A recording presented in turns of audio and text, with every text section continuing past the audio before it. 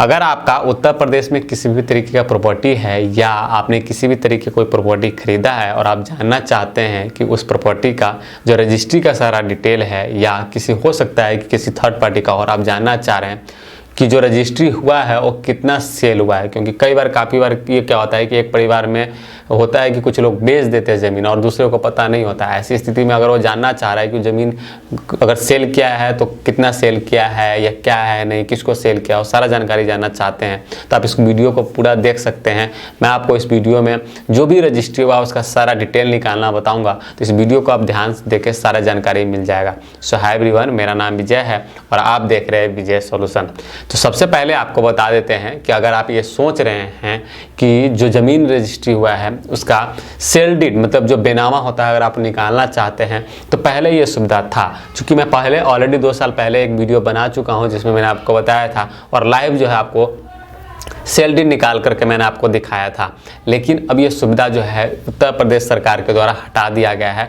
मतलब आप खुद से जो सेल डीड है उसका PDF डाउनलोड नहीं कर सकते हैं, लेकिन जो रजिस्ट्री हुआ है उसका सारा डिटेल निकाल सकते हैं कि किसके नाम से सेल किया गया है, कितने में सेल किया गया है, गवाह कौन था, कब रजिस्ट्री हुआ है, ये सारा डिटेल आप निकाल सकते हैं। सो अगर आप ये सारा जानकारी निकालना देखना चाहते हैं तो ये वीडियो को देख सकते हैं, नहीं तो आप यूट्यूब पे 100 वीडियो देख लो, पुराना वीडियो मिलेगा उसमें सबने बताया है और मैंने भी खुद बताया है कि किस तरीके से और आपको लाइव निकाल के दिखाया है। लेकिन अगर आप अभी चाहते हैं तो अब यह संभव नहीं है और यह डिसकंटिन्यू कर दिया गया है कि सेल डीड का PDF आप नहीं निकाल सकते हैं। तो चलिए आपको बता देते हैं कि किस तरीके से आप किसी भी ज़मीन का या किसी भी प्रॉपर्टी का जो रजिस्ट्री हुआ उसका सारा डिटेल निकालने का तरीका मैं आपको इस वीडियो में बता रहा हूँ। तो उसके लिए आपको क्या करना है, सबसे पहले गूगल पे आ जाना है और यहाँ पे आपको सर्च करना है बेनामा UP और उसके बाद आपको लिख देना है विजय सॉल्यूशन।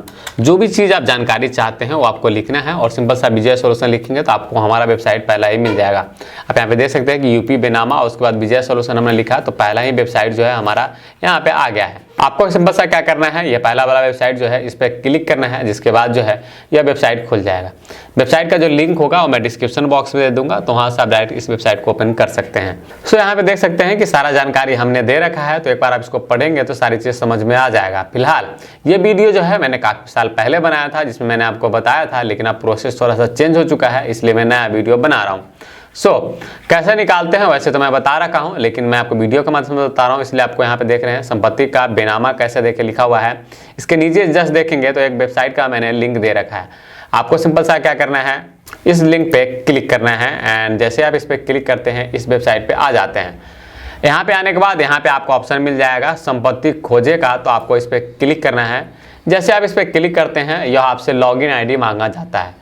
पहले लॉगिन ID नहीं मांगा जाता था, लेकिन अब लॉगिन ID मांगा जाता है, मतलब आपका एक अकाउंट होना चाहिए। सो लॉगिन ID बनाने के लिए अगर आपका नहीं है तो आप लॉगिन ID बना सकते हैं। उसके लिए आपको क्या करना है, यहाँ पे देख रहे हैं रजिस्टर हियर, इस पर आपको क्लिक करना है। जिसके बाद सबसे पहले आपको यहाँ पे जनपद चुनना है, जो सा भी आपका जनपद होगा। चलिए हमारा गाजियाबाद है वो मैं चुन लेता हूँ। उपयोगकर्ता का नाम पूछा जा रहा है, तो जो भी आपका नाम होगा वो आपको यहाँ पे लिख देना है। चलिए मैं अपना नाम जो है यहाँ पे देता हूँ। यहाँ पे ID मांगा जा रहा है, जो भी आप रखना चाहते हैं, जैसे मैंने विजय रखना चाह रहा हूँ, तो यहाँ पे आप देख सकते हैं कि लिखा हुआ है अनअवेलेबल।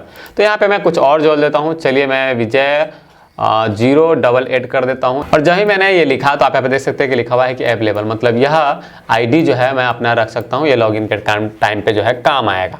तो इस तरीके से आपको यूनिक कोई भी एक ID अपने मन से रख लेना है। यहाँ पे आपको पासवर्ड रखना है, जो सा भी आप पासवर्ड रखना चाहते हैं वो यहाँ पे रख सकते हैं। जब आप पासवर्ड रखते हैं तो यहाँ पे आपसे कहा जाता है कि कम से कम जो है 18 से 12 अंक का अक्षर होना चाहिए। इसके अलावा एक कैपिटल अक्षर होना चाहिए, एक स्मॉल अक्षर होना चाहिए, कुछ स्पेशल कैरेक्टर होना चाहिए तथा एक अंक होना अनिवार्य है। स्पेशल कैरेक्टर में आप इनमें से कोई भी एक रख सकते हैं। तो यह सारा चीज़ें रहना चाहिए। उदाहरण के लिए मैं आपको बता देता हूँ, 8 अंक कहा जा रहा है, तो चलिए सबसे पहले मैं एक बड़ा कैपिटल अक्षर लिख देता हूँ। कुछ जो है छोटा अक्षर रख लेना है।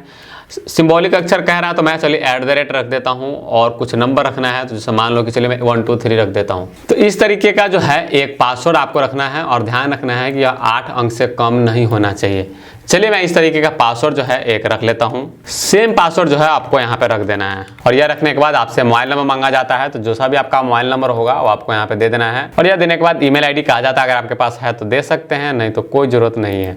चलिए मेरे पास है तो मैं यहाँ पे दे देता हूँ और उसके बाद ये कैप्चा कोड जो देख रहे हैं वो आपको यहाँ पे लिख देना है और उसके बाद क्या करना है, प्रवेश पे क्लिक कर देना है। जैसे आप प्रवेश पे क्लिक करते हैं इस तरीके से आपका जो है आईडी बन जाता है और यहाँ पे देख सकते हैं कि उपयोगिता आईडी दिया हुआ है और यहाँ पे लॉगिन करने के लिए कहा जा रहा है। सो आपको क्या करना है, सिंपल सा प्रयोक्ता लॉगिन देख रहे हैं इस पे आपको क्लिक करना है, जिसके बाद जो आईडी होगा वो आपको यहाँ पे देना है जो मैंने आपको बताया था और जो पासवर्ड हमने रखा था वो यहाँ पे रख दिया है और ये कैप्चा कोड कहा जा रहा है, तो जो कैप्चा कोड ऊपर में दिया हुआ है वो मैं यहाँ पे देता हूँ और उसके बाद जो है प्रवेश करें देख रहे हैं इस पे आपको क्लिक कर देना है। जैसे आप इस पे क्लिक करते हैं इस तरीके से जो है आप यहाँ पे आ जाते हैं जैसा पहले ऑप्शन आता था। अब आपको यहाँ पे कई सारे ऑप्शन मिलेंगे। यहाँ पे देख सकते हैं कि पहला जो ऑप्शन मिलता है संपत्ति का पता, 5 दिसंबर 2017 से पूर्व पंजीकृत विलेख का विवरण देखना है। मतलब अगर आपका जमीन का रजिस्ट्री या प्रॉपर्टी का रजिस्ट्री जो है वो 5 दिसंबर 2017 से पहले का है तो आप यहाँ पे ये वाला चुन सकते हैं। तो आप जो है एड्रेस से अगर आप निकालना चाहते हैं तो ये चुनना है। दूसरा ये ऑप्शन मिलता है कि अगर आप संपत्ति के पता से खोदना चाहते हैं और आपका जो रजिस्ट्री का डेट है वो 5 दिसंबर 2017 के बाद का है तो आपको यह दूसरा चुनना है। इसी तरीके से अगर आपको पंजीकरण संख्या और पंजीकरण दिनांक या पंजीकरण वर्ष जो है आपको पता है तो आपको यह चुनना है। आगे ऑप्शन मिलता है क्रेता का नाम, मतलब कि जो जमीन खरीदता है अगर आप उसके नाम से सर्च करना चाहते हैं और रजिस्ट्री जो है 5 दिसंबर 2017 से पूर्व हुआ है तो आपको ये चुनना है। अगर विक्रेता के नाम से सर्च करना चाहते हैं जो बेचने वाला है उसके नाम से तो वो आपको यहाँ पे ये चुनना है और यहाँ पे अगर रजिस्ट्री 5 दिसंबर 2017 से पूर्व हुआ है तो आपको ये चुनना है और अगर 5 दिसंबर 2017 के बाद हुआ है तो आपको ये चुनना है।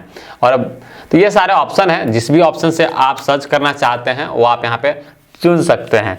चलिए मैं यहाँ पे क्रेता के नाम और यहाँ 5 दिसंबर 2017 के बाद जो रजिस्ट्री हुआ है उसका डिटेल निकालना है तो मैं यहाँ पे ये इस पर क्लिक कर दे रहा हूँ और यहाँ पे मैं जनपद चुन लेना हूँ। तो यहाँ पे आने के बाद सबसे पहले आपको जनपद चुन लेना है। तो जो जिसका मैं डिटेल निकाल रहा हूँ वो गाजियाबाद में है तो चलिए मैं यहाँ पे गाजियाबाद चुन लेता हूँ। क्रेता के नाम कहा जाता है, मतलब खरीदने वाला कौन है, तो जिसका भी नाम होगा इसलिए मैं अपना यहाँ पे नाम दे दिया हूँ। यहाँ पे जहाँ पे रजिस्ट्री हुआ था उसका आपको डिटेल बताना है कि कहाँ रजिस्ट्री हुआ था। तो चलिए जो भी होगा वो आपको चुन लेना है। मोहल्ला गांव चुन लेना है जो सा भी होगा और यह चुनने के बाद जो है वर्ष आपको बता देना है कि किस साल में आपने रजिस्ट्री कराया है और उसके बाद जो है यह कैप्चा कोड देख रहे हैं यह वाला आपको यहाँ पे दे देना है और यह देने के बाद आपको विवरण देखे पे क्लिक कर देना है। जैसे ही आप देख के क्लिक करते हैं आप देख सकते हैं कि जैसे मैंने अपना यहाँ पे नाम लिखा तो जो हमने जमीन रजिस्ट्री करा रखा है उसका सारा डिटेल यहाँ पे आ गया है।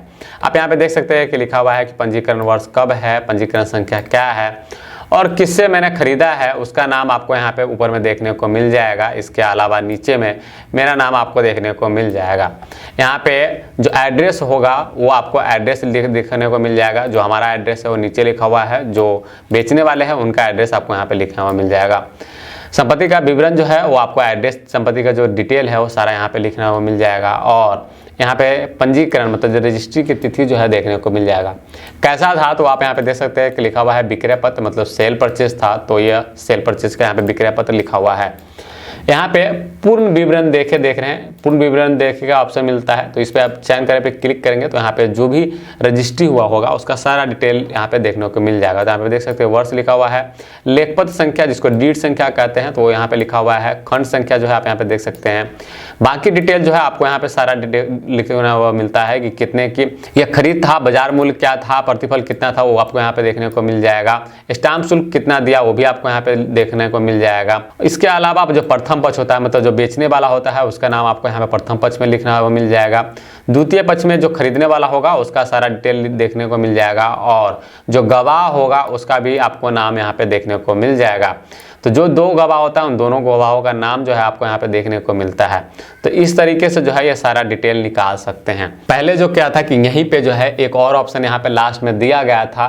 तो यहाँ पे आप देख सकते हैं कि ये हमारा पुराना वीडियो है जिसमें आप यहाँ पे देख सकते हैं कि एक और ऑप्शन लास्ट में मिलता था उस पर जो है क्लिक करके ये चयन करें। देख रहे हैं मेरा पुराना वीडियो मैं आपको दिखा रहा हूँ, तो इस पर क्लिक करके जो है आप इस तरीके का दस्तावेज जो है निकाल लेते थे। लेकिन अब जो है ये सुविधा यहाँ पे नहीं दिया गया है, इसलिए जो है आप ऑनलाइन इसको नहीं निकाल सकते हैं। पहले ये सुविधा था, अब हटा दिया गया है, तो आप ऐसे में नहीं निकाल सकते हैं। लेकिन ऑफकोर्स उत्तर प्रदेश यूपी ये डिस्ट्रिक्ट है, वहाँ की मदद से जो है आप ऑनलाइन आवेदन कर सकते हैं और आप जो है अपना PDF पा सकते हैं। तो उस पर मैं एक अलग से वीडियो बना दूंगा कि किस तरीके से जो है आप वहाँ पे कुछ फीस है जो आपको पे करने होंगे और वो पे करके आप जो है मंगवा सकते हैं। फिलहाल इस वीडियो में इतना ही कि आप रजिस्ट्री का सारा डिटेल निकाल सकते हैं कि किसके नाम से रजिस्ट्री हुआ है, कब सेल हुआ है, कितने का सेल हुआ है और अदर जो जानकारी हो आपको देखने को मिल जाएगा। उम्मीद है दोस्तों आपको वीडियो पसंद आया होगा। अगर पसंद आया तो लाइक और शेयर जरूर करें और हमारे चैनल को सब्सक्राइब करना मत भूलें। साथ ही हमारा फेसबुक पेज है जिसको लाइक करना मत भूलें, जिससे जानकारी है वो आपको फेसबुक मिले। और हमारा वेबसाइट है vijayasolution.com, जहाँ पे जाके आप सारी चीज़ हिंदी में पढ़ सकते हैं। बहुत बहुत धन्यवाद।